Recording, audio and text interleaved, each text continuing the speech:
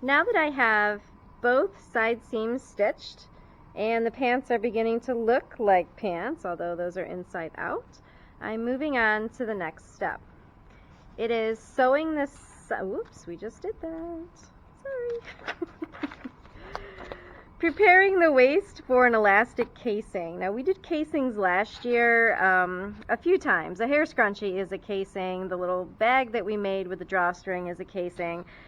This time the casing is going to be around the waistline of these elastic pants. So the instructions read, press open the seam allowances for the front crotch, back crotch, and 2 side seams. Stitch the seam allowances to the pant using a stitch length of 5, stitching down from the top edge of the pants approximately 3 inches. Do not backstitch. Now for 3 inches, you can use your seam gauge. 3 inches is there. But another thing that I like to do is I just do a hand distance. Hand distance is 3 inches, give or take a quarter of an inch, depending on how big your hand is. So, first thing I'm going to do is press open these seams. Putting the pant over the end of the ironing board and pressing open the seam. Just at the waist area. Now it's a little tricky on the center back and center front because it's double stitched, but up here at the top, that hand distance from the top, it is flat, with single row of stitching, so you can press the seam open. And then same thing here. And last one right here. So what I'm going to do, if you take a look at the picture, and you take a look at the pair of pants. So picture pair of pants. It wants you to stitch a stitch length 5 from the top, which is here, down about 3 inches, which I measured my hand, and that's about the width of my 4 fingers. So I'm going to take my pins and pin in this manner, going down through the seam allowance and the pant and bringing the point of the pin up on the other side. And again, it's 3 inches, so about the width of my 4 fingers. And we go to this one, and same thing.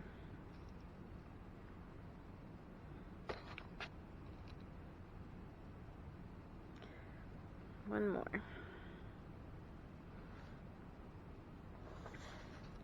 The reason we want these seam allowances stitched down is because when we do the elastic and do the casing, which you'll see in a little bit, you want to be able to run that casing around inside, run the elastic around inside the casing and not run into the seam allowance.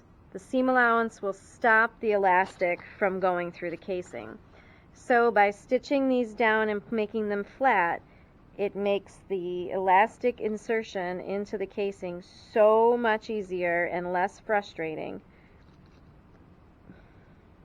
And check it. Good.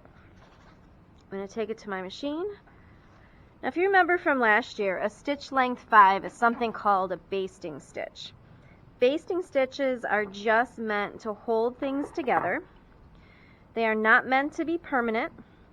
Since that is the case, backstitching is not required. So we will not be backstitching these stitch length 5s. So you're going to come over here to your stitch length, bump it up to a 5. You will not backstitch. And just like the picture, we have the serging on here to go as kind of like a guideline. The picture said to put it right along the edge. So I actually like to follow like right down the middle, if you will, of the serging. And stitch length 5 makes that fabric move a lot quicker underneath the presser foot because it's covering a bigger space. When you get to the last one, remember, backstitching not required. Just going to pull it up, take it off, and trim your threads. And we will go over here and do the next thing. if you go right down the middle-ish of the serge, it'll be right about where the instructions told you to do it, and no backstitching. That gets strange, to remind yourself not to backstitch. It becomes such a habit to backstitch each time. So on the outside, this is what it looks like. And those stitches will be removed when these pants are done. Again, it's just holding down this seam allowance, so when you put the elastic in, it's easier to do and less frustrating. So I'll keep stitching these. I start with the seam, the serged edge that's not near the yellow pinheads.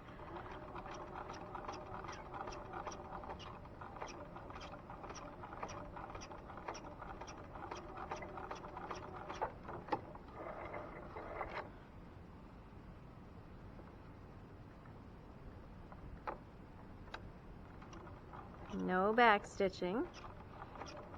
When you're doing a stitch length 5, you don't backstitch.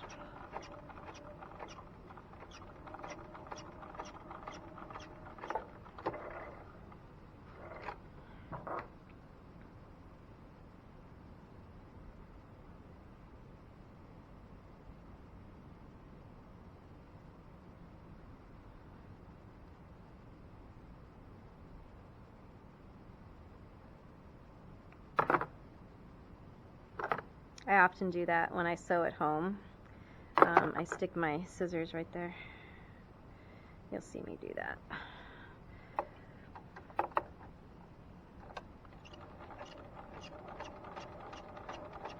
Sorry. I have to re-angle my head when I'm sewing because I'm not used to having my chin down so far when I sew. Forgive me.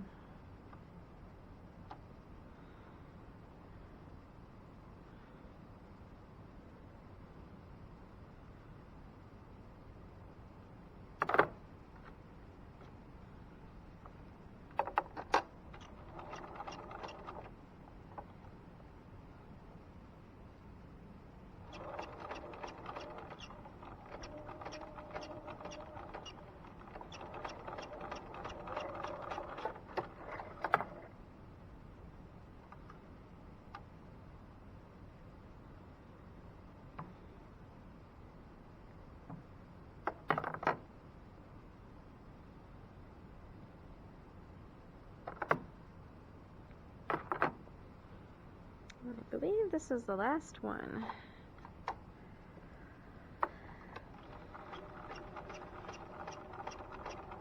It's tricky. I want to backstitch every time, but not for this.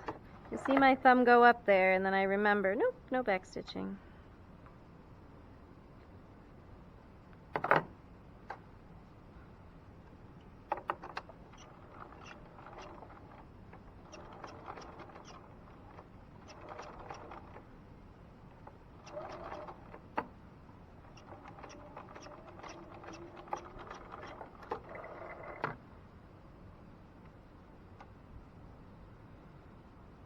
There we go.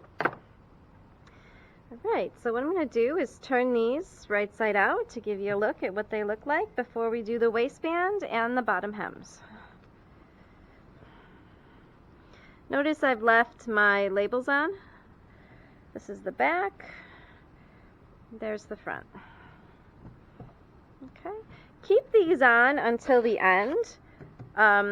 When we put the elastic in, that's the next step, we'll leave the back opened. So when we make the waistband, the casing, we're going to leave the back section open so that we can put the elastic in and have the extra stitches to close that up on the back side. So keep the labels on for now.